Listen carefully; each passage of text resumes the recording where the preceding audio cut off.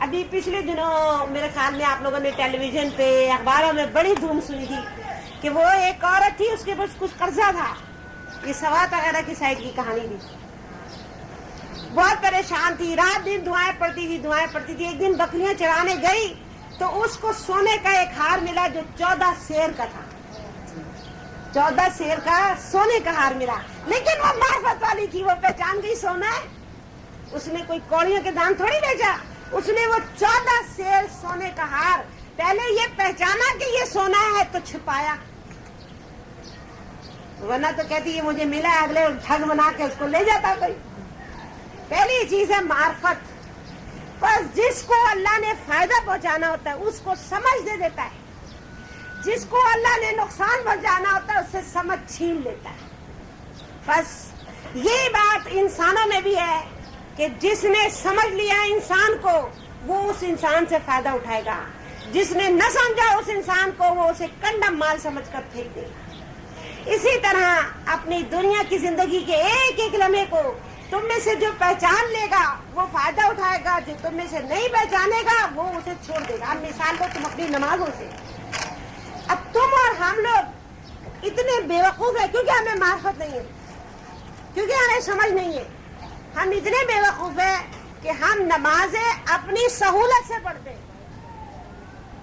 جب اٹھیں گے تو پڑھ لیں گے، جب دل جائے گا تو پڑھ لیں گے، اثر و مغرب ساتھ ملا کے پڑھ لیں گے. ابھی تو یہ پروگرام دیکھ رہے ہیں، یہ پروگرام دیکھنے کے بعد پڑھ لیں گے، یا ابھی بھوک لگ رہی ہے کھانا کھانے کے بعد پڑھ لیں گے. اللہ میاں بڑے غفور الرحیم ہے. یہ ہے ہماری معرفت کا حال، اور اس طرح ہم نمازیں پڑھتے ہیں.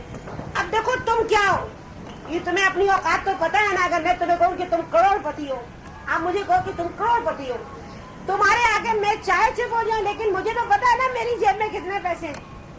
تمہارے کہہ دینے سے میں کروڑ پتی نہیں ہو جاؤں گی، اور اگر میں کروڑ پتی ہوں تو مجھے فقیر کہو تو تمہارے کہنے سے میں فقیر نہیں ہو جاؤں گی. ہر آدمی کو اپنی جیب پتا ہوتی ہے. اس کو اگر تم دوسرے معنی میں سمجھو، یوں سمجھو کہ ہر آدمی کو اپنی اوقات پتا ہوتا ہے، پتا ہوتی ہے. تو تمہیں اپنی اوقات تو پتا ہے نا، اپنی اچھائیاں بھی پتا ہیں، تمہیں اپنی برائیاں بھی پتا ہے. ممکن ہے کہ تو بعد میں پوچھے گا. اگر سچے دن کبھی اپنے گریبان میں منہ ڈالو تمہیں اپنی سارے گناہ پتا ہے اور تمہیں اپنی ساری برائیاں پتا ہے. چلو بزان سو کہ اگر آپ سے یہ کہا جائے کہ آپ کروڑ پتی ہیں تو آپ چاہے مجھے جواب نہ دے لیکن آپ کو اپنی اوقات تو پتا ہے نا. اس طرح آپ کتنی نیک ہیں یہ بھی آپ کو خوب اچھی طرح پتا ہے، چاہے کسی کو معلوم ہو یا نہ معلوم ہو. تو میرے خیال میں آپ اپنی اوقات کا اندازہ خود اپنے ذہن میں لگا لیجیے. تو میرے خیال میں ہمارے آپ کو اپنے پہ نمبر دیجیے اپنے آپ کو. میں اپنے آپ کو 100 میں سے 15 نمبر دے لیتی ہوں. چلو میرے 100 میں 15 نمبر ہوں گے نیکیوں کے. بہت ساری لگا لو، بہت ساری، اللہ کی رحمت پہ نظر کر کے، اپنے اعمال نہیں. تو جو تمہارے حساب سے بتاؤ امام حسن اور حسین ان کے کتنے نیکی میں نمبر بنتے ہیں؟ کم از کم 70 90 تو دو گی نا. اپنے اگر تم 15 لگاؤ تو ان کے تم اپنے 20 لگاؤ. چلو تو تم محمد صلی اللہ علیہ وسلم کی اولادوں کو کتنا دو گی؟ غوث پاک کو کتنے نمبر دو گی؟ تم سے تو نیک ہیں نا، تم سے زیادہ جانتے ہیں، تم سے زیادہ اللہ کے دوست ہیں، تم سے زیادہ سب کچھ دیکھ رہے ہیں، اپنے وقت پہ سب کچھ دیکھ کے گئے نا. اور میری بہن ان کو تم کتنے نمبر دیتی ہو؟ خود تم سے میں کہتی ہوں چلو نمبر دو، کتنے دیتی ہو؟ 90 دو گی؟ چلو 100 نہیں دو، 90 دو گی نا. اپنے سے تم چلو، تم نے اپنے 20 لگائے، ان کے 90 لگا. یہ اذان کے ساتھ کیوں اٹھ جاتے تھے؟ تو بیوقوف تھے، انہیں نہیں پتا تھا خدا بڑا غفور الرحیم ہے، تھوڑی دیر اٹھ کے بیٹھ کے پڑھ لیں گے نماز. سردی گرمی انہیں نہیں لگتی تھی. یہ کیوں نہیں مسجد میں جائے بغیر گھر میں ہی نماز پڑھ لیتے تھے؟ یہ کیوں اپنے بچوں کو رلا کر نماز پڑھتے تھے؟ بچوں کو چھوڑو، اللہ کی نماز پڑھ. چلو تم سے زیادہ سیانے تھے نا، یہ نہیں اتنا مان لو ہاں یا نہ تو جواب دو. تم سے زیادہ سیانے تھے تو پھر اب دیکھو اگر سیانہ وہ لے رہے. ہمارا تو بچپن سے یہ حال تھا کہ ہم بہنوں کے ساتھ عید کے جوتے لینے جائیں نا، اور ہماری بہن یہ کہتے تم لے لو، میں تو آگے دکان سے لوں گی. ہم کہتے اچھا ہم کوئی بدھو ہے جو ہم یہاں سے لے لیں، ہم بھی اگلی دکان دیکھ کے لیں گے. وہاں ہم اتنے سیانے تھے، ہم کبھی نہیں لیتے تھے. ہم سمجھ جاتے تھے ضرور اس سے اچھی آگے ملنی ہے، کبھی یہاں نہیں لے رہی. نہ جوتے لے نہ کپڑے لے. وہ بہت آرام سے کہتی تھی بہت اچھے ہیں تم لے لو. میرے ابا امی بولے تم بہت اچھے تم لے لو. اس کو اچھا یہ بھی پھر لے لے. بولے نہیں اس کو بھی آگے اور دکھائیں گے. بولے ہم بھی آگے دیکھیں گے, ہم یہاں کیوں لے. جوتے کپڑے میں ہم اتنے سیانے, تو آخرت کے لیے ہم سیانے نہ بنے. تو پھر ہم ان کی نقل کریں نا کہ جو کبھی نماز کو اپنے وقت سے نہیں پڑھتے تھے بلکہ اللہ اور اذان, یہ کوئی بیوقوف ہے یہ جو اذان دے رہے ہیں؟ کوئی خاص بات ہے جو یہ سب 15 منٹ پہلے دے لیتے, آدھے گھنٹے بعد دے لیتے؟ کیوں اٹھے خاص وقت میں پکارے کہ آؤ آؤ جلدی آؤ؟ اگر تم سمجھو کہ یہ ہے معرفت کہ یہ جانتے ہیں کہ مغفرت کے دروازے اس وقت کھلے ہوئے ہیں, آدھے گھنٹے بعد بند ہو جائیں گے, تم آدھے گھنٹے بعد آؤ گے تو باہر کھڑے رہو گے, اندر نہیں جاؤ گے. رسول اللہ صلی اللہ علیہ وسلم کی حدیث, سورۃ جمعہ پڑھو. تم لوگوں کو وقت ملے تو ذرا سورۃ جمعہ کا ترجمہ پڑھو. سورۃ جمعہ میں بڑی پیاری پیاری حدیثیں ہیں. اس نے بتایا ہے کہ جب پہلی فجر کے بعد سے فرشتے مسجد کے اندر آگے بیٹھے ہوئے ہوتے. اب یہ معرفت کہ جانو, ابھی آپ لوگ یہاں آئے ہو نا, تم میں اور اوروں میں کیا فرق ہے؟ آج ہم اپنی امی کے گھر گئے ہوئے تھے, اتنے ٹھار سے ایئر کنڈیشن میں لیٹے ہوئے تو اٹھا ہی نہیں جا رہا تھا, اور دل چاہ رہا تھا کہ بس لیٹے رہو. لیکن ایک دم معرفت ہوئی کہ یہ ایئر کنڈیشن تو ابھی تھوڑی دیر بعد ختم ہو جائے گا, درس کا وقت نکل جائے گا, یہ نہیں آنا, یہ ثواب بٹنے کا وقت ہے, اٹھو. یہ گرمی قبول کر لی, وہ آرام چھوڑ دیا. یہ ہے معرفت. سمجھ میں آئی کہ کسی چیز کی اصلی قیمت جاننا. کوئی چیز دیکھنے میں چاہے کتنی اچھی ہو چھوڑ دو اگر وہ پائیدار نہیں ہے, اور کوئی چیز دیکھنے میں چاہے کتنی بری ہو لیکن وہاں کو کچھ حاصل ہے تو اس کو پکڑنا. تو بہت اچھا لگتا ہے. سب بہت سارے لوگ ہیں گرمیوں میں کہتے ہیں ہم نہیں آتے, موسم بہت خراب ہے یہ وقت, اور گرمیوں میں باہر ہی نہیں نکلتے. تو بیوقوف لوگ نہیں ہیں جو مسجدوں میں جانے کے لیے, دین سیکھنے کے لیے نکلے, پسینے سے بے حال ہو رہے.